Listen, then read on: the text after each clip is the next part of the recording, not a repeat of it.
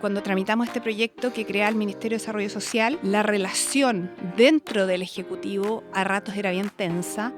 Avanzo por la vía y mi lucha va a ser levantando la voz porque los primeros años de vida tengan mayor presupuesto, tengan más programas sociales, porque los padres muchas veces tienen las ganas, pero no tienen las herramientas.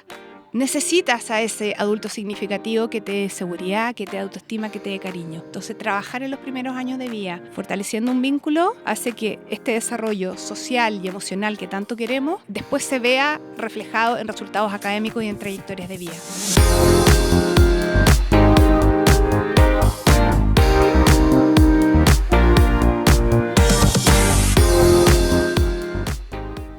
Bienvenidos a un nuevo capítulo de Líderes con Propósito. Soy Gianfranco Rigoni y hoy tenemos una tremenda invitada. Ella es abogada y MBA de la Universidad Católica con una trayectoria que cruza el mundo público, privado y familiar. Ha trabajado en estudios de abogado, en el gobierno, en los ministerios de Hacienda, Desarrollo Social y Familia, liderando además el gabinete del delegado presidencial de aldeas y campamentos. También fue gerente de asuntos corporativos del Grupo Prisma. Ha sido reconocida en 3 oportunidades de las 100 mujeres líderes en premio que entrega el Mercurio. Y como mujer impacta el año 2019. Es además tercera generación de una familia empresaria, los fundadores Cecina Yanquihue, lo que da una mirada muy profunda sobre la continuidad, legado y propósito. El 2016 fundó Familias Primero, donde hoy desempeña como directora ejecutiva y desde octubre del 2025 es presidenta de la Asociación de Empresas Familiares. Una conversación que cruza liderazgo, familia, empresa y sentido. Muy bienvenida, Anne Trau. Muchas gracias por estar acá. Muchas gracias por esa tremenda presentación, además. Y se me quedaron cosas en el tintero, pero... No, te pasaste, súper presentada, así que aquí en adelante la conversación va a estar muy buena. Anne, siempre me gusta partir por la familia. Cuéntame de tu familia. ¿Qué te cuento de mi familia? Bueno, ahí tú algo adelantaste. Cecina Yanquihue, yo soy nacida y criada en el sur, en Puerto Montt. Tengo una mezcla entre Puerto Montt y Yanquihue. La familia de mi papá era de Puerto Montt, la familia de mi mamá de Yanquihue, y yo la verdad es que siempre viví en Puerto Montt hasta los 18 años, y a los 18 años me vine a Santiago a estudiar Derecho, como tú dijiste, en la Universidad Católica, y ya después me fui quedando. Y actualmente, ¿qué te cuento? Tengo mellizas, que es un tremendo desafío, y cada vez el desafío es mayor. Uno cree que cuando son más chiquititas, que al mismo tiempo, que lloran, que la cuna, prematuras por supuesto, una estuvo 2 meses hospitalizada, eso fue súper duro, y la verdad es que eso también me formó y me armó un poco para lo que después hice en mi vida, que fue armar esta fundación, pero van creciendo y también te enfrentas a varios desafíos. Porque sobre todo las mujeres tenemos varios temas en que nos comparan, en que automáticamente te clasifican a una para un lado y a la otra en el otro. Entonces ahí estamos, pero bien, tienen 9 años, después de que una de ellas pesó 1 kilo, estuvo 2 meses, 1 kilo, 1 kilo. 2 meses estuvo en la neo. Pero salimos adelante y hoy día es una niñita exquisita, es chiquitita, flaquita, encantadora, pero anda como avión en el colegio, ni un problema. Así que bueno, son los desafíos que te pone la vida. Estoy casada, mi marido es un fiel acompañante, te lo digo con hartas ganas, de la Fundación Familias Primero. Con él la armamos, partió un proyecto el 2015, cuando estábamos viviendo en Boston, y queríamos los dos un poco devolverle la mano a la vida. Y resulta que la fundación comenzó en marzo del 2016, o sea, debía comenzar en marzo, pero se atrasó y partió en mayo, y las mellizas debían nacer en julio, pero nacieron en mayo. Entonces terminó siendo nuestra trilliza. Ese es un poco a grandes rasgos mi familia, y bueno, tengo un poco de sureña, tengo hartos años ya viviendo en la capital, y yo creo que sí, esta alma sureña te queda impregnada para toda la vida. Anne, ¿y por qué estudiaste Derecho? Puta la pregunta. Mira, la verdad, en aquellos años había como una separación bien marcada entre ciencias y el área más humanista. Y yo era bien buena alumna, la verdad. Yo era bien buena alumna, me iba bien en todos los ramos, pero especialmente tenía buena memoria. Entonces los profesores te empiezan un poco a etiquetar y te dicen, tú debieras ser abogado, tú debieras ser abogado. Y eso se mezclaba, además que yo era presidenta del centro de alumnos.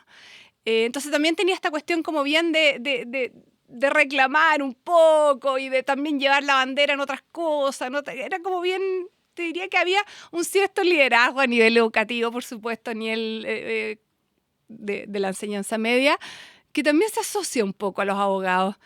Entonces, yo me atrevería a decir que más por lo que me dijeron que por convicción yo estudié Derecho. Y me di cuenta rápidamente que, si bien en la universidad también era una buena alumna, lo mío no iba tanto por ahí. ¿Qué hubieras estudiado? Ahora Mira, con el diario del lunes. la verdad es que yo habría estudiado periodismo. Pero yo creo que tampoco hubiera, o sea, es como una cosa media, me encanta el periodismo, me encanta estar informada, me encanta lo que está pasando, me encantan las comunicaciones. A mí lo que más me llena son las comunicaciones, pero así si volviera atrás, en ese minuto, yo creo que me hubiera ido por ingeniería comercial. Sí, me encanta el periodismo, me encanta, pero claro, uno dice también, por lo que he hecho en mi vida, por donde la vida me ha llevado, la trayectoria laboral que he tenido, calza mucho más con un perfil de ingeniero comercial. Y ahí terminaste de estudiar y fuiste trabajaste en estudios de abogado. ¿Y qué te pareció estar ahí? Efectivamente, terminé la universidad y me puse inmediatamente a trabajar antes de terminar, en verdad, cuando estaba todavía, en esa época nosotros procurábamos, bueno, ahora también lo hacen. Entonces, quinto año se usaba que trabajabas y procurabas, después estudiabas el examen de grado, después mientras hacías la práctica volvías a trabajar, porque entre que egresamos de la carrera de Derecho y tenemos el título pasa un buen rato, son 2 años más o menos, entre la práctica y el examen de grado. Y me puse a trabajar en un súper buen estudio, Morales y Besa. En esa época Morales, Noguera, Valdivieso y Besa. Y bueno, fue una tremenda oportunidad. Veía financiamiento de proyectos, me tocó la construcción de toda la concesión de la Ruta 5, la autopista central, la costanera norte. Proyectos súper interesantes. La verdad es que tuve la posibilidad de participar activamente en todos los financiamientos de esos proyectos. Pero bueno, siempre tuve ese como bichito de que quería volver a lo que en el colegio yo estaba muy metida en el centro alumno, en los trabajos de invierno, tenía una vocación súper social y me encantaba, íbamos con mis amigas a vender ropa para juntar algunos pesos y resulta que yo al final terminaba canjeando la ropa por comida porque me daba pena que me pagaran en la feria, entonces llegaba a mi casa con zanahoria, lechuga, tomate y todo eso, la verdad es que uno de repente lo apaga un poco, pero no lo olvidas, no lo abandonas. Entonces llegó un minuto en mi vida en que dije, bueno, ¿cómo tomo más herramientas para poder cambiarme un área un poquito más de gestión? Eso es lo único que tenía más claro, quería cambiarme un área más de gestión y más social. Y ahí dije, bueno, está el MBA de la Católica, postulé, me aceptaron. Era lejos la más chica la MBA, eran todos, yo tenía 27 años. Entonces, claro, te preguntaban en los ramos de gestión de personas, como, bueno, ¿cuál ha sido tu línea de mando y cómo tú has salido adelante frente a tus liderazgos, tus desafíos de liderazgo? Yo no tenía mucho que contar, era bien divertido, pero bueno, hice el MBA y de ahí me cambié al Ministerio de Hacienda. Eso fue un poco ¿Y cómo llegaste al ministerio? Porque de un estudio de abogado pasar al gobierno. La verdad es que yo, como te decía, quería como algo más social, involucrarme más con las personas, estar en algo más de gestión y me parecía que el sector público era súper entretenido, se podían hacer varios cambios, también uno tenía posibilidades y llegué al Ministerio de Hacienda, estaban buscando a alguien en el gabinete del ministro y llegué allá. ¿Qué ministro? Estaba el ministro Andrés Velasco, fue en Bachelet 1. Bachelet 1 y entré con Andrés Velasco, era un súper ministerio, la verdad es que era espectacular y me tocó, bueno, y me tocó ir al Congreso, la ley de mercado de valores, el mercado de capitales, la 18.045, la ley de sociedad anónima 18.046, todas las modificaciones que se introdujeron en ese tiempo y además estaba todo lo que era la crisis del salmón, que también teníamos harto que hacer ahí, por todo como se habían sucedido los hechos.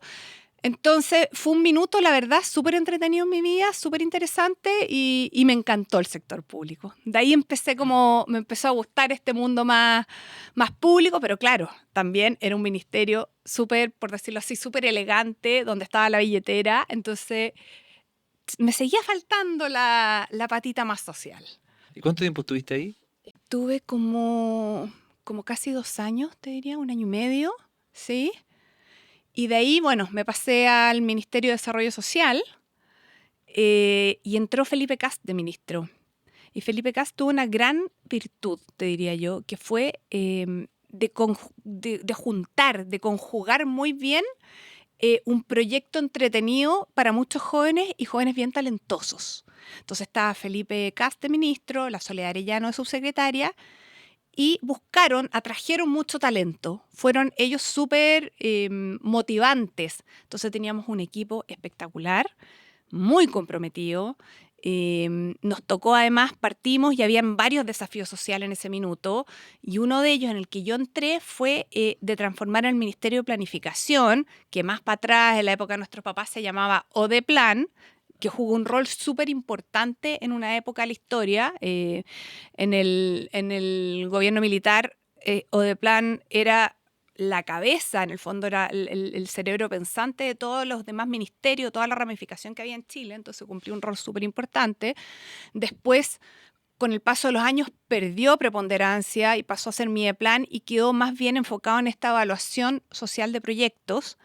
Y lo que nosotros queríamos hacer, y con el mandato que venía Felipe Kast, era de transformarlo en un Ministerio de Desarrollo Social. O sea, que tuviera evaluación ex ante de proyectos, de que tuviera una voz importante, que fuera parte del comité político que está en La Moneda, de tener también una buena evaluación de todos los proyectos, de poder modificar, o sea, si hay un proyecto que no cumplía o que no era socialmente rentable, también tener la posibilidad de sacar ciertos proyectos.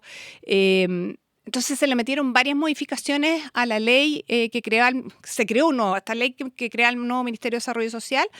Se le dotaba al ministerio de una serie de herramientas que lo hacían más relevante en cuanto en el fondo, a la asignación de recursos para proyectos sociales. Entretenido todo el... Súper entretenido. No, lo pasamos en ese tiempo, además que teníamos que negociar la dirección de presupuestos, que depende del Ministerio de Hacienda. En el fondo tenía un rol súper importante porque al final los proyectos, la DIPRE evalúa los proyectos y por ahí se deciden si ciertos proyectos salen, se quedan, etcétera. Entonces pasamos a ser un poco contraparte de la DIPRE, del Ministerio de Hacienda, y la negociación, te diría yo, interna con el Ejecutivo.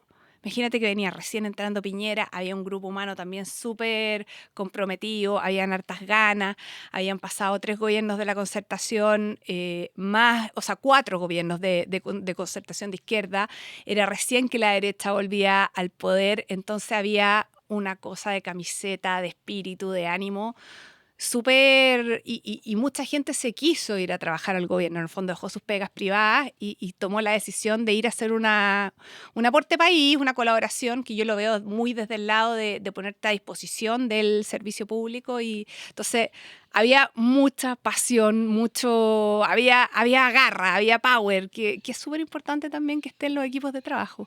¿Y te tocó trabajar con el presidente Piñera? ¿Tuviste la oportunidad? Que dicen que parece que era trabajólico, ordenado, no se le iba ni una. No se le iba ni una. Me tocó participar en las famosas reuniones bilaterales, que eran reuniones, te diría yo, que eran bimensuales, esto es Piñera 1, eran reuniones bimensuales en que citaba a los distintos ministerios y tú le contabas lo que estabas haciendo, le rendías cuenta de la reunión. Era una reunión de directorio, pero de rendición de cuenta y de proyecciones hacia el futuro.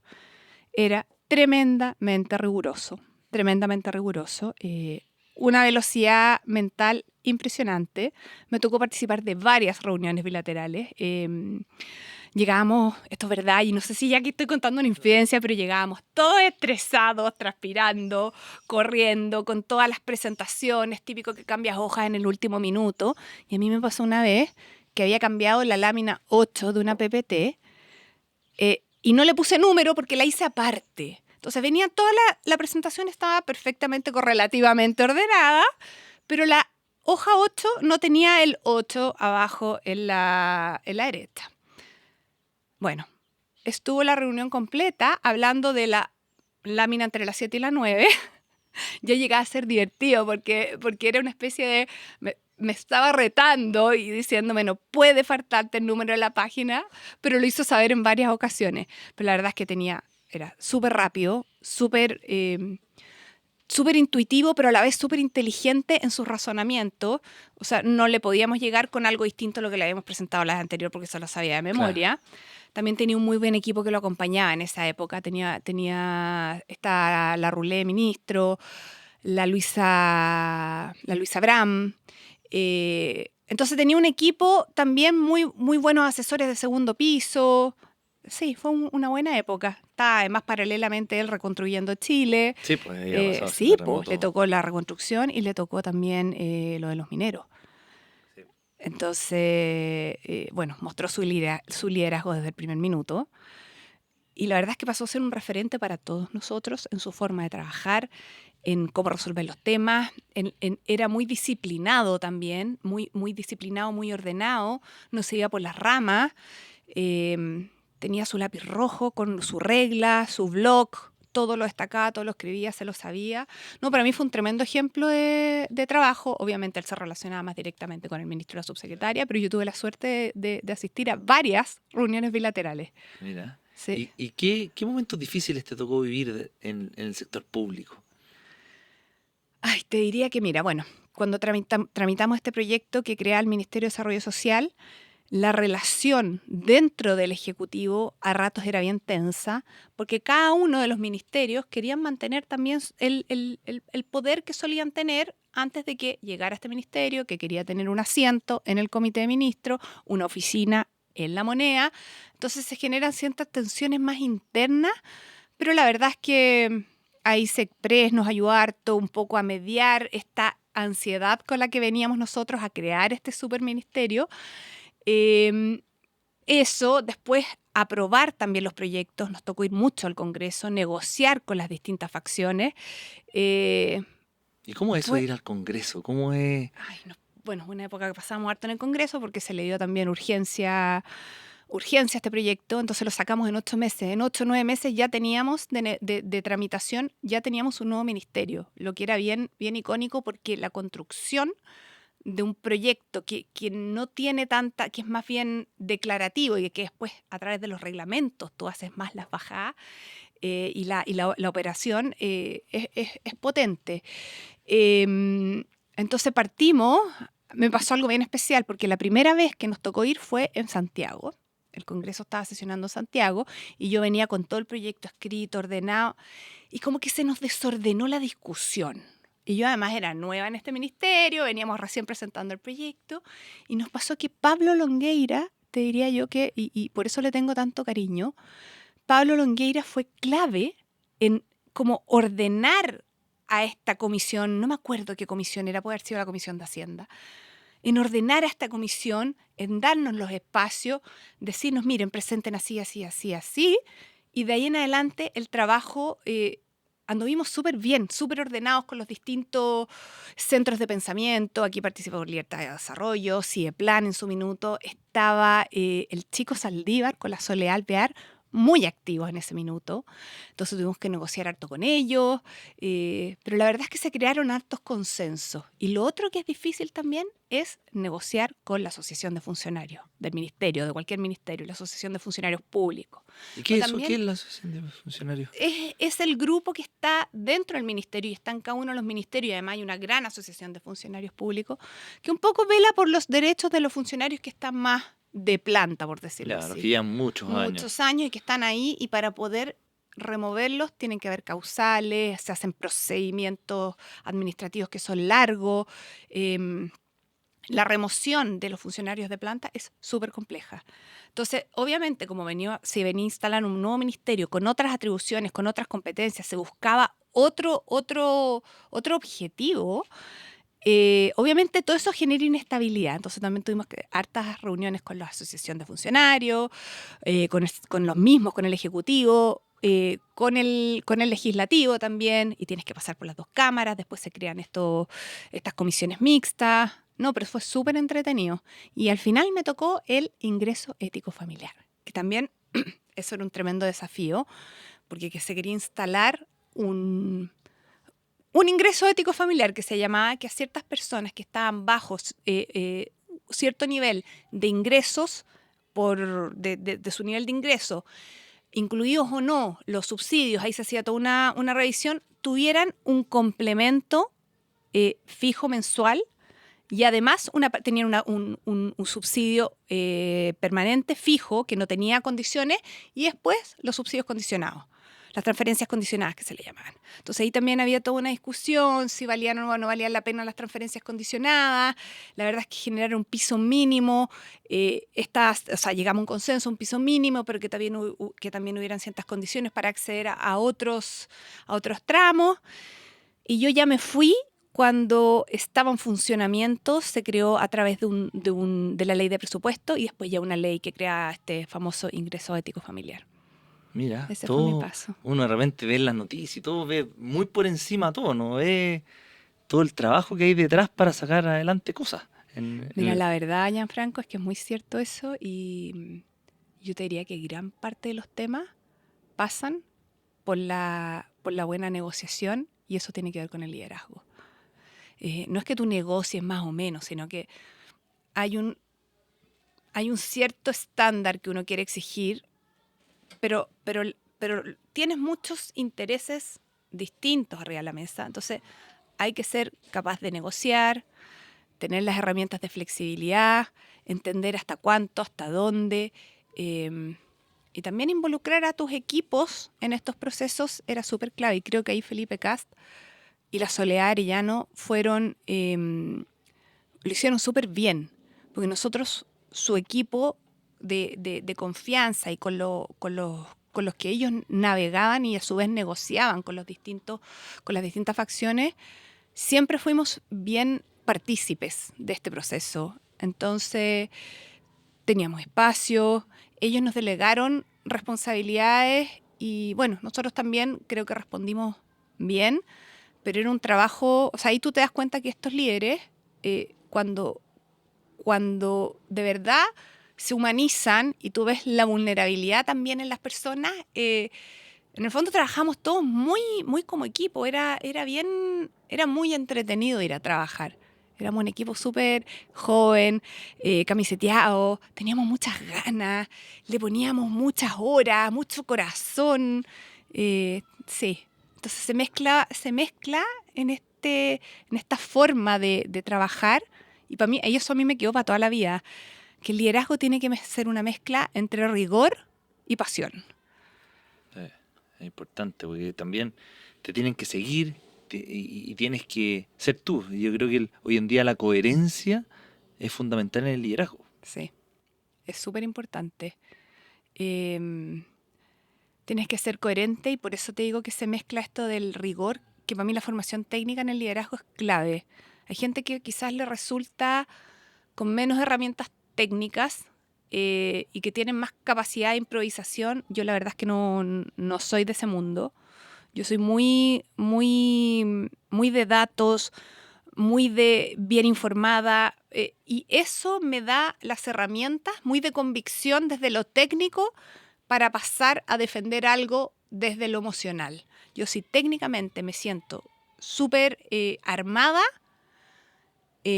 puedo dar la vida y puedo levantarme en la mañana, poner como lo hago hoy día, con los temas de infancia y con los temas de educación temprana, y educación en general, pero más educación en los primeros años de vida.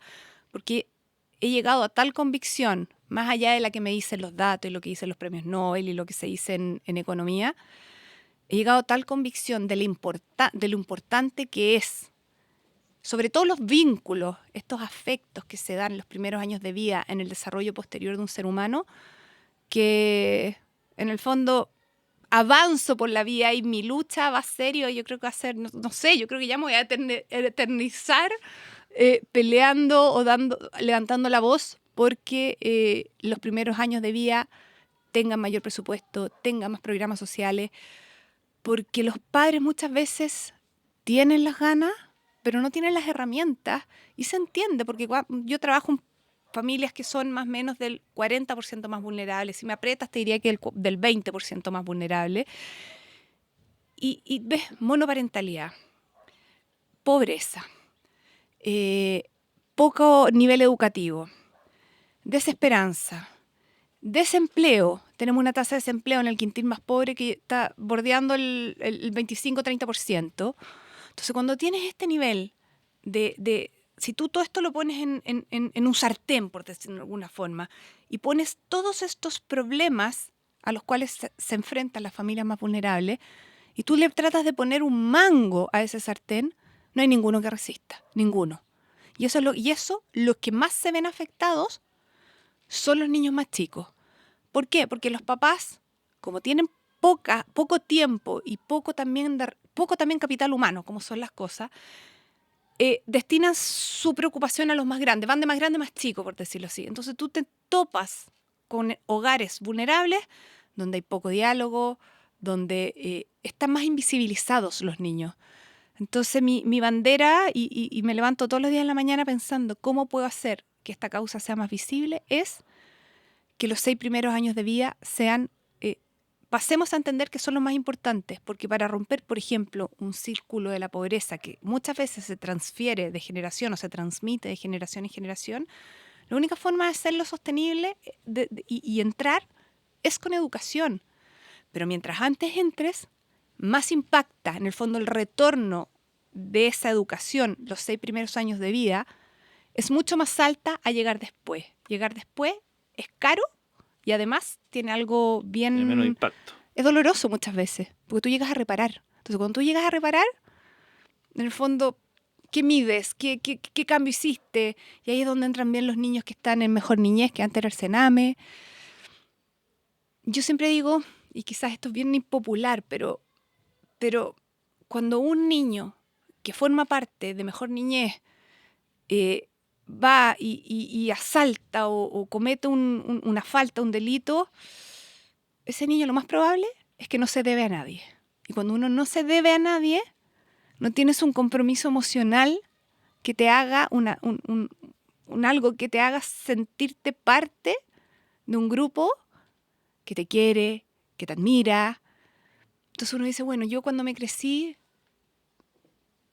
¿qué valoro? Valoro haber tenido, por supuesto, acceso a colegio, a agüita caliente, a familia, pero lo que más valora es haber tenido a alguien, un papá, una mamá, una abuelita, alguien, una nana o una persona, un adulto significativo que te dijo que tranquila, independiente de lo que pase, aquí me tienes, y para que tú vueles lo más lejos que tus sueños se lo propongan, necesitas a ese adulto significativo que te dé seguridad, que te dé autoestima, que te dé cariño. Entonces, trabajar en los primeros años de vida, fortaleciendo un vínculo, hace que este desarrollo social y emocional que tanto queremos, después se vea reflejado en resultados académicos y en trayectorias de vida. Pero esos años son trascendentales para el desarrollo que va a tener la persona en su vida, en sus relaciones, en sus compromisos, en su sentido de responsabilidad. Anne, y todo esto que nos comenta, ¿desde dónde nace? ¿Desde dónde nace tu amor por lo social? ¿Viene de alguien que viste en tu familia? ¿Cómo nace? Porque es difícil de un día para otro. No, quiero la familia, o sea, el inicio de las familias, quiero dedicarme a lo social. Generalmente uno sigue patrones o alguien vio. ¿De dónde viene lo tuyo? Mira, es bien buena tu pregunta porque además te dicen, pero si tú estabas trabajando en un tremendo estudio de abogados, ¿por qué esto de pasarte, bueno, el Ministerio de Hacienda, ya, bueno, ya, pero después el Ministerio de la Pobreza y después a la reconstrucción del país, pero en la parte de las aldeas de emergencia que les puso el presidente, les puso las aldeas, que eran estos campamentos que se armaron producto del terremoto y que había que erradicarlos y estaba, de verdad que era muy fuerte lo que veías con las mujeres. Son mujeres las que están en campamentos en general o las que están que veían un poco el día pasar. Entonces te vas instalando en una forma de vida. Y esta forma de vida, cuando empiezas a ver el día pasar, en que estás lleno de desesperanza, te trae menos preocupación. No es que diga menos preocupación por los hijos, porque la verdad es que... Pero es menos cuidado, vas bajando tus desafíos en la vida. ¿Qué me llevó a esto? Bueno, yo tengo tuve un abuelo, que además de ser el fundador de Cecines Yanquihue junto a sus otros 2 hermanos, y venía también de un padre, pero en realidad Cecines Yanquihue se armó fuertemente bajo el liderazgo de mi abuelo, su hermana y otro hermano. Pero mi abuelo además fue el primer alcalde de la comuna de Yanquihue. Cuando Yanquihue se independiza de Puerto Varas, mi abuelo pasa a ser el primer alcalde y su rol era un rol súper social. Era mediador de problemas, conflictos. No es como hoy día que el municipio tiene una función bueno, bien, tiene harta independencia y puede hacer varias cosas el municipio, pero había algo humano detrás que lo hizo ser el primer alcalde, que lo nombraron, él después fue bombero hasta el día que se murió, a los 100 años, casi 101 años, bombero, muy participante, muy activo en muchas redes. Entonces él tenía una carnicería, además de toda esta empresa muy grande, él tenía su carnicería. Y llegaba gente a comprar carne y él a todos, independiente del precio, les daba algo, carne. Era muy humano en el trato con las personas. Él fue muy desafiado en el sentido de que llegó hasta octavo básico, armó esta empresa, pero también él sabía que en el fondo que él podía más y que él iba, para mí es un ejemplo de liderazgo, de entrega, de decir, ¿sabéis qué más? No hay límites en la vida, el no existe por respuesta. A mí nadie me da un no por respuesta, démosle la vuelta y busquemos el sí. Y yo vivo un poco así también en la vida, entonces mezclo esto. Para mí el tema social lo tengo súper instalado. Cuesta cuando también te dicen, bueno, pero si estás trabajando en un súper estudio de abogado, ¿por qué hacía este cambio? Pero yo creo que cuando uno, como te decía antes, cuando uno tiene técnicamente bien formado y uno se tiene que desafiar, uno tiene que ir más allá y uno tiene que buscar dónde se siente más feliz. Yo creo que la guata uno siempre la tiene que escuchar. Tuve una abuela también bien innovadora, vivía en Puerto Montt y se vino a estudiar trabajo social, nació en 1918, o sea, en esa época venirse de Puerto Montt a la universidad no estaba en el ADN de muchos por lo menos de los abuelos de mi época. Entonces, había, por un lado, yo tuve este ejemplo de abuelo súper luchador, súper trabajador, y una abuela súper vanguardista, súper innovadora, entretenida. Y para mí esos ejemplos eran tremendamente importantes. Lo mismo que mi abuela le decía a sus hijas, a ver, niñitas, aquí ninguna va a ser ni dueña casa, ni se va a casar y va a vivir del marido. Aquí todas tienen que salir a trabajar. Ustedes no saben lo que les depara la vida, no saben cómo va a ser su destino, y por lo tanto aquí todas se mantienen por sí mismas. Entonces para mí era súper chora Muy esta abuela, muy innovadora. innovadora y abuelita. ¿Qué nota te sacaste en las pruebas? Siempre me preguntaba por las pruebas de matemáticas, no me preguntaba qué nota me había sacado en arte o en música. Tienen que sacarse buenas notas, niñitas, ustedes tienen que dar al máximo. O sea, lo que Dios les dio en la vida, ustedes tienen que sacarlo al máximo. La parábola de los talentos siempre estuvo en mi casa, muy impulsada por esta abuela y por este abuelo materno. Y te diría que mi mamá también heredó harto de eso. Mi mamá también tiene un corazón bien grande. Hoy día la puedes ver, heredó de mi abuelo esto.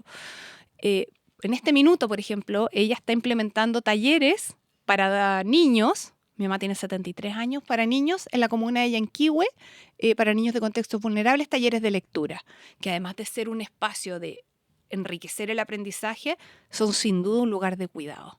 Entonces, mi mamá, 73 años, podría estar con las amigas, como juegan bridge, tiene una serie de actividades, participa de hogares de ancianos, les va a cantar, se preocupa de la gestión, ahora está haciendo esto. O sea, en el fondo es una mujer que va más allá también. Y mi papá, por otro lado, que trabajó en Noeplan hasta el año 89, también, pues, o sea, también, entonces hay algo que es un sello en mi familia, que creo que yo algo heredé de eso y como te digo, yo creo que es súper importante uno también situarse donde se siente que va a ser más feliz, atreverse. Sí. Anne, ¿y nunca te interesó trabajar en Cecina Yanquihue? Lo que pasa es que todas las gerencias están ahí en Yanquihue. En Santiago hay un área de distribución, pero todas las tomas de decisiones están allá. Y la verdad es que no me lo pregunté mucho. Participé un tiempo en el directorio cuando era más joven, abogada todavía. Iba a los directorios, era la que tomaba acta, entonces sabía un poco lo que estaba pasando. Como había hecho el MBA, estaba a la mitad, entendía bastante también de la mecánica de los temas más financieros, los resultados, los flujos caja. En el fondo, no me era inusual lo que se hablaba ahí, aparte como había trabajado en estudio de abogado, me había tocado también participar mucho presencialmente en directorio. Tuve esa suerte. Entonces, pero la verdad es que suena un poco divertido, pero yo siempre he sido medio desafiante, no con la gente, sino que o sea, creo que no hay límites para los sueños. Soy una convencida de eso. Y yo quería trabajar en algo social, quería construir algo grande en lo social, algo que tuviera rigurosidad, que tuviera mediciones, que pudiera introducirse tecnología. Y ahí es que llegamos con Matías, y nació nuestra trilliza, que partió de algo más chico y que hoy día, bueno, es una fundación súper grande, que es perfectamente escalable, que tiene mediciones, tiene también, en el fondo, un control de gestión tan acucioso que nosotros, peso que nos entra, peso que podemos reportarlo porque tenemos una plataforma que lo permite. Así. Y antes de irnos a la fundación, estabas en el mundo público. Y ahí, ¿qué hiciste después de salir del Bueno, mundo después público? de eso, de salir del mundo público, me fui un año a Boston con Matías. Matías se fue a estudiar un máster en políticas públicas en la Universidad de Harvard. Yo venía terminando el MBA, entonces yo Más estudio no quería. ya más estudios no venía a salir. O sea, como que no, yo no quería más estudio. Se dio en un momento de la vida también en que empezamos a estar juntos. Entonces, bueno, ya vamos, partimos. Nos fuimos a ir a Boston. Y mientras estuvimos allá, fue que diseñamos este proyecto. Yo seguía haciendo unas asesorías en Chile más de temas legales, más chiquititas, pero todo se podía hacer más. También fuimos y volvimos varias veces. Pero lo que teníamos como objetivo, y también yo acompañé a Matías a varios ramos, lo acompañé a la universidad, se podía ir, me hice bien cercana también de sus compañeros, y había un ramo que era de administración de fundaciones o de desarrollo más como cómo profesionalizar fundaciones, tenía mucho que ver con eso. Y por otro lado, en la Escuela de Educación se está impartiendo un ramo que tenía que ver con el impacto en las políticas públicas en temas educacionales en países en vías de desarrollo, como cómo enfocar la política pública en países en vías de desarrollo para que el impacto fuera lo más importante posible. Entonces lo acompañé a varios ramos, se empezaron a producir estos movimientos y bueno, de ahí nació esta idea, volvimos, yo estuve en Grupo Prisma, acompañando varios años en los temas de comunicaciones, de administración, pero paralelamente con la fundación partiendo. Y ya llegó un minuto, el 2019 creo que fue, no, 2019, que ya me dediqué 100% a la fundación. ¿Y cómo nace el nombre? ¿Cómo nace a quién? Bueno, el tema de ayudar en estos primeros 6 años nace en la fundación, nació antes, ¿cómo? La verdad es que Matías ahí fue bien insistente, por decirlo de alguna manera. Para él era súper importante que trajéramos un modelo con evidencia probada, que no nos pusiéramos a inventar la rueda y que se trabajara los 6 primeros años de vida. Y para mí era súper importante trabajar con los padres. Yo venía de trabajar y estar mucho en la calle, en terreno, en los campamentos, y veía que si tú no apuntalas a la familia completa, un poco lo que inviertes se lo lleva un poco el viento. Yo sentía eso. O sea, lo había visto, y específicamente en la mamá. Entonces yo partí con la idea de buscar algún proyecto que tuviera que ver con instalar habilidades parentales, y Matías, pero Matías insistió mucho en que tuvieran que ver con los niños.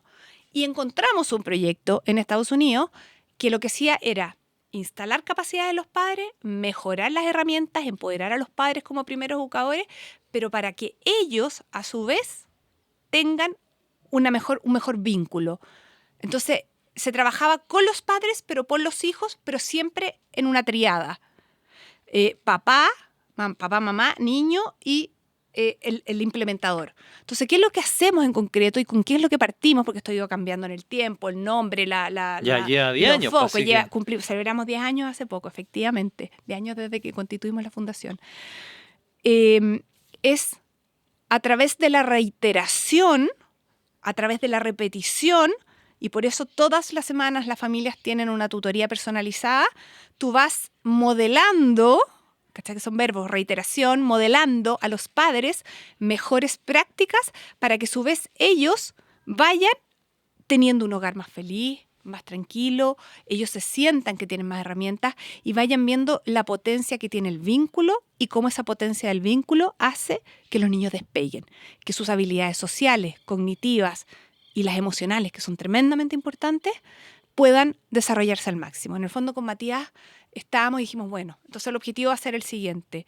Nosotros no queremos que en Chile ningún niño se crezca sin las oportunidades de desarrollar al máximo su potencial, los talentos con los que llegó a la vida, pero a la vez sin tener oportunidades de tener aprendizaje de calidad. Y lo más importante, que ningún niño en Chile se crezca sin sentirse amado. Que ahí estaba el core en el fondo, ahí estaba el objetivo medular, que sin sentirse amado. Si un niño se siente amado en los primeros años de vida, es un niño que va a dar mucho, va a llegar mucho más lejos. Pero para que se sienta amado, necesita cuidadores principales, un papá, una mamá, alguien que le dé ese colchón de afectos que los seres humanos necesitamos para sentirnos seguros, felices y por supuesto amados. ¿Y cómo ha ido mutando esto cómo partió un poquito las fundaciones Familias Primero a lo que es hoy en día? ¿Cómo ha sido pues son 10 años? 10 que años. Es harto tiempo. Es harto tiempo. ¿Cómo va pivoteando? ¿Tienen un director? ¿Cómo se van apoyando? ¿Cómo? Mira, lo primero, partimos con 25 niños de la comuna de Cerro Navia, en que les dijimos, es bien divertido porque les contábamos que era un modelo que venía de Estados Unidos, era presencial, eso es súper importante. Partimos un modelo presencial, íbamos a las casas de la familia y todos tenían todas las semanas estas tutorías. Entonces, era la misma persona que iba siempre toda la semana a ti te toca, a ti con tu hijo y con la misma tutora, todo el año. Entonces, tú recibías durante todo este año calendario un acompañamiento y que se hace a través de libros o juguetes con propósito educativo. Entonces, fue bien divertido porque cuando les contábamos a las familias que era un modelo que habíamos traído a Estados Unidos, primero pensaban que era en inglés. Entonces tuvimos que ajustar el lenguaje. A ver, no, aquí no, esto es un modelo que ya se ha aprobado y que lo que busca es que usted, mamá, se sienta más segura, más confiada, va a tener una compañera de ruta que le va a durar todo el año, que se llama tutora, y la tutora lo que va a hacer es a usted entregarle más herramientas para que puedan tener el vínculo afectivo, puedan tener este afecto lo más desarrollado posible. ¿Y qué va a ver usted en su hijo? Va a ver que su hijo va a hablar más, se va a comunicar mejor, va a desarrollar una serie de habilidades que quizás están un poco más como la motricidad gruesa, la motricidad fina, la resolución de conflictos. Y lo que vamos a tratar de buscar es bajar el estrés que usted puede tener en la casa a través de esta compañía familiar que va a durar un año. Y partimos con 25 familias en Cerro Navia. En ese minuto el financiamiento venía de Grupo Prisma, que es de la familia Claro Figueroa, y durante 2 años fueron ellos los financistas de un proyecto piloto chiquitito. Después empezaron a entrar más familias a financiar, pero la gran gracia, yo te diría, que tenemos nosotros hoy día es que tenemos un financiamiento mixto, que si bien la familia Claro Figueroa tiene un financiamiento importante, que es más o menos del 25%, el resto del financiamiento viene de otras familias, de otras empresas o de otras vías de financiamiento. Entonces, es una fundación que implementa, que ejecuta, pero a su vez tiene un poco característica de fundación de segundo piso en el sentido de que tienes una familia que está detrás, pero el financiamiento mayor, el 75%, lo salimos a buscar. Entonces, la familia es bien bonito porque ellos, al final, tener esta familia financista permanente y estable te da un sello de garantía, pero salir a buscar recursos a otro lado también te exige tener un accountability súper elevado, tener buenos reportes, nosotros decimos, imagínate, hoy día pasamos de un modelo presencial a uno virtual, llegó la pandemia y tuvimos que reestructurarnos, y hoy día, este año, solo en este programa, porque tenemos 2 programas más, son 2.000 familias al año que tienen todas las semanas una tutoría. O sea, al mes nosotros registramos 8.000 tutorías. Y uno dice, bueno, ¿cómo veo esto? ¿Cómo les sigo? ¿Cómo sé? ¿Cómo no me entero por la gestionas? prensa? Claro. ¿Cómo gestiono esto? Entonces diseñamos una plataforma que la hicimos hace mucho tiempo. De hecho, nos ganamos una Boni a la innovación social del año, el 2019, un poco anticipándonos a este crecimiento, porque sabíamos que si crecíamos teníamos que ser tremendamente responsables en el uso de los recursos, tener una trazabilidad perfecta. Yo no me puedo enterar 3 semanas después, por la prensa, como queramos decirle, que una familia no tuvo su tutoría cuando le corresponde.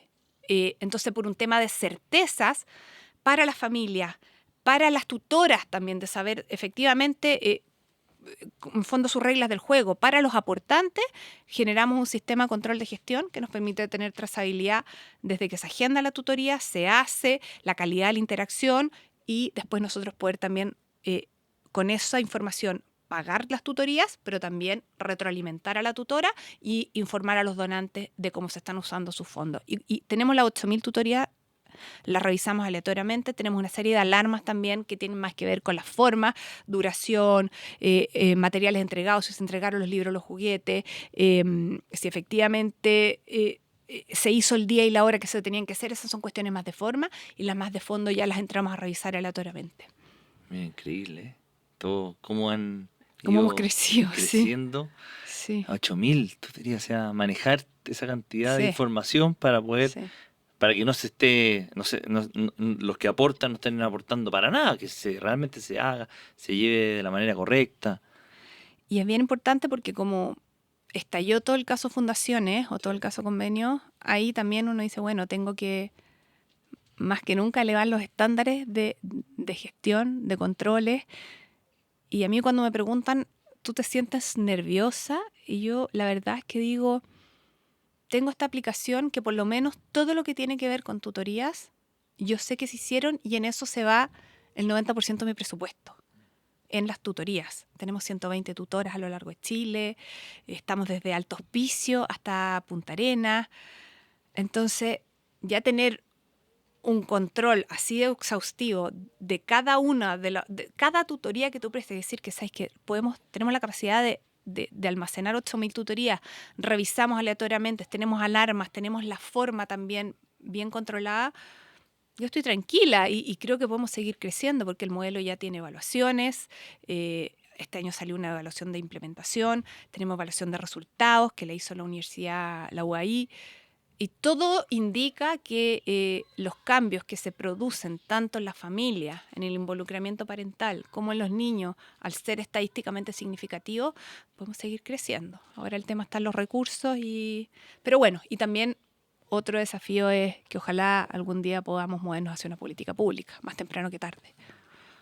Yo, la otra vez fui a un evento, invitaron de un banco de inversiones que hablar de fundaciones, y ahí una señora que tenía una fundación dijo, pucha, que ya hay suficientes fundaciones Sí. en Chile. Más que las familias que quieran aportar y crear una nueva fundación, es mejor aportar en las ya existentes. ¿Qué opinas tú de eso? No puedo estar más de acuerdo. De hecho, yo he publicado, han salido varias cartas últimamente en que justamente levanto esos 2 puntos, que siempre lo enlazo un poco a la filantropía, porque uno cree que lo primero es que solo las familias más grandes hoy día tienen fundaciones, y no es así, está lleno de fundaciones. Uno levanta una piedra y está lleno de organizaciones de la sociedad civil. Y además, o sea, por un lado, entonces, la solidaridad, que si uno la hace en permanente se transforma en filantropía, no es vehículo exclusivo de fundaciones, sino que uno puede ir a buscar una donde alojarse, y tampoco es de familias de alto patrimonio. Entonces, creo que más que armar fundaciones, que es gestión, riesgos, administración, es todo un tramado de papeles y de permisos, está lleno de permisología de por medio. Yo creo que la invitación es a buscar dónde alguien quiere aportar, se siente cómodo, sumarse si quieren a los directorios, en el fondo identificar dónde te mueve la aguja, dónde te mueve la vía, si es en prevención, si es en reparación en niños, si es en salud, si es en medio ambiente, si es en deporte. En fondo, donde esté, donde sientas que tu corazón se pone en movimiento, y desde ahí accionar y sumarse a proyectos. Yo creo que hoy día hay suficiente y Y de verdad que la invitación, y esto es súper, no es a mi fundación Familias Primero, que tenemos varias familias también que forman parte, pero no, es donde yo quiero estar, donde me moviliza. Es súper importante también no solo aportar recursos, sino también aportar tiempo, aportar tecnología, aportar ir a terreno, conocer para ser voceros, para poder llevar los mensajes. Hoy día la incidencia se forma no solamente de una persona hablando y contando, sino que de las voces de muchos más. Entonces hay varias formas de contribuir. Es súper importante eso. Al final es conectarte con algo en lo cual tú quieras persistir. Yo siempre digo, la solidaridad, cuando pasa de ocasional a algo más estable, la transformamos en filantropía, y esta filantropía es de verdad que es patrimonio de todos. No es exclusivo de familias más ricas, no es exclusivo de quienes tienen fundaciones, no exige tampoco estos vehículos legales que son tremendamente engorrosos. Se han ido perfeccionando las leyes, pero también, o sea, existiendo proyectos que te llamen la atención, en los que tú quieras participar, hay muchas formas. En vez de crear una, porque No, tiene toda su exacto. complejidad. Es bien complejo, efectivamente. Además que, esto es medio ya más latero, pero el tema de los beneficios tributarios también depende de qué leyes estés acogido.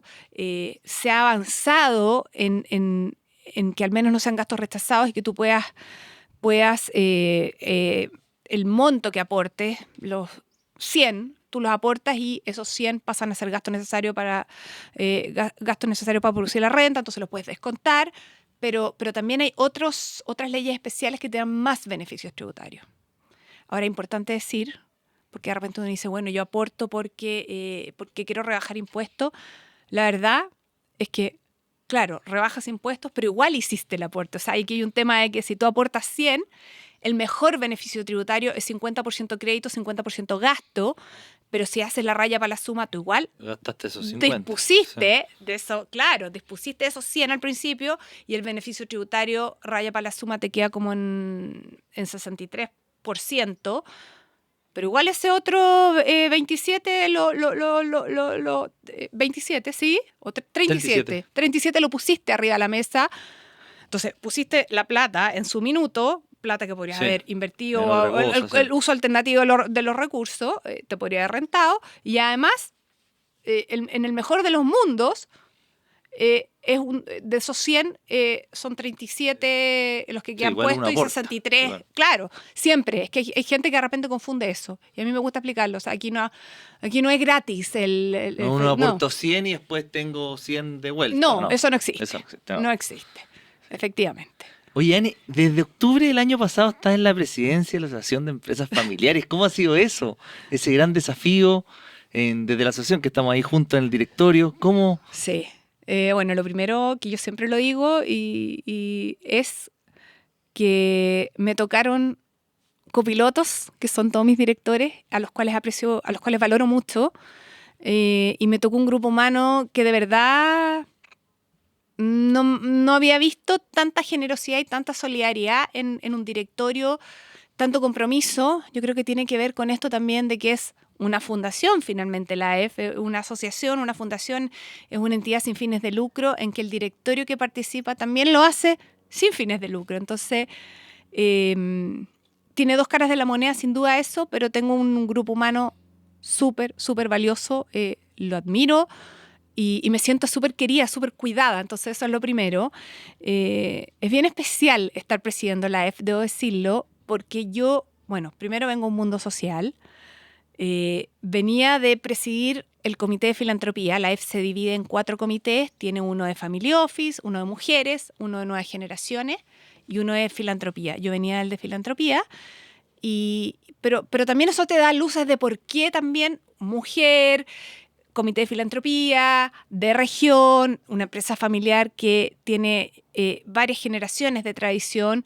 En el fondo estamos en momentos en que Chile está viviendo cambios. Así lo leo yo. Está viviendo cambios, nos estamos estabilizando del estallido social que tuvimos, de la pandemia, y estamos volviendo a encontrar lo que realmente queremos ser. Y yo creo que en eso la AEF un poco por ahí entré yo, y la EFT juega un rol súper importante hoy día en instalar eso también en Chile, porque como asociación yo creo que tenemos algo que no lo tiene ningún otro gremio, por decirlo así, si nos comparamos con ellos, que nosotros tenemos a los creadores o a los sucesores, tenemos a personas de carne y hueso. Aquí no tenemos roots, ni tenemos vehículos legales que participan de estas organizaciones, sino que tenemos a las personas desde lo más genuino de su ser, tratando de aportar tanto en sus empresas como en sus familias a construir un legado país que sea sostenible en el tiempo. Y creo que eso es súper bonito en la EF. Es un patrimonio que tenemos que cuidarlo, que tenemos que nutrirlo, por supuesto, pero tener ahí a los dueños de empresas aportando a Chile y queriendo hacer comunidad para transferir mejores prácticas, para formarse más en ciertas materias, para entender mejor sus legados, para suceder de mejor manera en sus empresas, porque son un gran aporte a su comunidad. Sobre todo, yo aquí lo veo muy marcado en las empresas de carácter regional. Como son vistas por el resto de sus comunidades, es tremendamente importante, y la valoración que han logrado tener en sus entornos es súper destacable. Entonces, cuidar eso, cuidar a la empresa familiar, eso que tiene la empresa familiar, que no la tienen otras empresas, que no lo tienen otros negocios, que tienes este conjunto de personas que trascienden el negocio y que llegan de una manera tan cercana a su gente la mira y la suele admirar. Y eso es súper bonito, hay que profundizarlo, a mí me encanta, creo que por ahí está mi sello y espero que, bueno, en este transitar, también acompañada a mis copilotos que les digo, que me acompañan, me quieren y me cuidan, eso es súper importante. Para mí la parte emocional juega, pese a que en el fondo estoy bien armada, siempre digo, técnicamente me siento bien armada, me gusta eso, me emociona. Creo que estamos en un momento en la vida en que de repente estamos andando muy rápido, pero este tipo de situaciones que estamos, es bien como yo lo explico, es que esto es como que vamos arriba de una moto y de repente la moto empieza a levantar la rueda delantera, entonces te vas pisteando en la moto y ya en cualquier minuto esta moto se eleva, y cuando uno deja de rozar el suelo o rozar la vida, te vuelves menos sensible a tu misma vida, pero también a la vida de los otros. Entonces, cuando dejamos de emocionarnos, es que se vuelve difícil. Y creo que estamos volviendo a conectarnos, vivimos tan estallido social, tenemos que replegarlo, los empresarios, tenemos que escondernos, no podemos ser vistos, estamos siendo muy castigados, no había ni siquiera derecho a voz. Hoy día estamos volviendo a instalarnos, estamos valorando el progreso que se ha dado a través del rol del empresariado en el tiempo. El sector privado ha cumplido un rol fundamental en el crecimiento de Chile. Quizás hubo errores y ciertamente hay que sintonizar con lo que le está pasando a la gente, pero creo que después de esta vorágine que vivimos y lo difícil que ha sido volver a encauzar el empresariado, la familia empresaria desde luego, y todo también la sociedad civil, creo que nos estamos volviendo a encontrar. Nos estamos volviendo a encontrar y estamos volviendo a atrevernos, estamos volviendo a ser sensibles a la vida, como digo yo, y eso no lo podemos olvidar nunca. Increíble. Y también ahora desde la EF se está creando el Día de la Filantropía. ¿Qué es lo que se busca con eso? Bueno, eso fue uno un poco de mis sueños cuando yo entré, porque lo que yo veo es que la solidaridad está muy disgregada. Veo que nos activamos como país mucho frente a urgencias sociales, terremoto, incendio, inundaciones. Ahí el país, porque tenemos el corazón chileno muy grande, de verdad que toda nuestra gente se moviliza mucho por los otros. Y como se nos ha ido un poco quedando, porque estamos llenos de otros problemas, de otras agendas, y pasó esto del 18, como que se nos perdió un poco la brújula. Entonces, lo que yo veo es que tenemos que pasar como país de la solidaridad ocasional. La Teletón es otro ejemplo, que yo admiro a la Teletón, es una tremenda labor, pero para mí son solidaridades ocasionales. Tenemos un día en que todos los chilenos nos ponemos el corazón que tenemos, o lo destapamos, por decirlo de alguna manera, porque lo tenemos bien grande y bien puesto en el pecho, pero lo destapamos y nos movilizamos. Y mi sueño es que eso se vaya transformando en algo más permanente y que pasemos de una cultura ocasional de solidaridad a establecerlo de manera cotidiana y permanente, que sea parte de nuestra vida la cultura filantrópica en Chile. Que pasemos todos los chilenos y que esto no tenga que ver con, por eso te decía, ni con familia más rica, ni con tener vehículos, no, que todos los chilenos nos levantemos en la mañana y tengamos, no sé, una mirada un poco más allá de lo propio. Cuando pongamos el primer pie en el piso, nuestro desafío o nuestra conexión, nuestro propósito vaya mucho más allá de uno mismo o de su familia, sino que también de cómo nos intercalamos o nos entrelazamos con los demás. Y tiene mucho que ver con el tejido social. Lo llevo de nuevo a contextos más vulnerables, porque quizás uno tiene toda una serie de redes de apoyo, que puede ser familia o redes de apoyo pagadas, que te permiten trabajar, salir, viajar, tener una vida más o menos ordenada. Pero en los contextos más vulnerables, las redes de apoyo se acabaron, el tejido social está muy deteriorado, no tienen este entramado, y eso que genera que al final los que más pierden son las mismas familias, porque si tú tienes que salir y no tienes con quién dejar a tu hijo, chuta, no sales a trabajar. Entonces tenemos que volver al vecindario, tenemos que volver a usar las plazas, tenemos que volver a disponibilizar la calle y no temerle una bala loca o no temerle a alguien que va a pasar rajado por la calle, sino que usar los pasajes, poner 2 conitos de repente y que hayan mamás que hagan talleres para los niños, que entretengan a la comunidad y que entre las mujeres, yo siempre digo que antes que un carabinero, si tú eres víctima de violencia intrafamiliar, va a llegar tu vecina, va a llegar la señora al frente. Y si tú tienes la confianza con tus vecinos de contarle que no lo estás pasando bien, ellos van a estar mucho más atentos de ti y por supuesto tú de ellos, y vas generando una comunidad mucho más rica. Entonces, para mí la filantropía, volviendo para atrás, se construye, es mucho más integral que solo causas. Es una forma de vida. Es como yo te decía antes, es poner el corazón en movimiento y ponerlo con razón, con raciocinio, pero también con acción. Anne, te felicito, se nos pasó el tiempo volando. Increíble. Chuta, no te creo. Te juro. ¿En serio? Para que veas tú. Muchas gracias. No, muchas gracias, Anne, por venir, por contarnos tu historia, contarnos en todos tus pasares desde abogado ahora hasta tener una fundación, y mucha suerte con todo lo que se te viene para adelante y seguramente va a ser exitazo. Bueno, muchas gracias por esta invitación. Es un agrado conversar contigo. Así que bueno, vamos por la EF, vamos por más causas que movilicen a todo Chile y de verdad que vamos por instalar un país que en todos nos conectemos más y mejor, porque eso nos va a hacer más humanos, vamos a tener mejores liderazgos y finalmente vamos a ser todos, ¿sabes qué? Más felices. Más felices. Muchas gracias, Anne. Y muchas gracias a todos los que nos escuchan y nos ven. Recuerden seguirnos en Spotify y YouTube para estar al tanto de nuestros próximos capítulos. Un abrazo grande y hasta la próxima.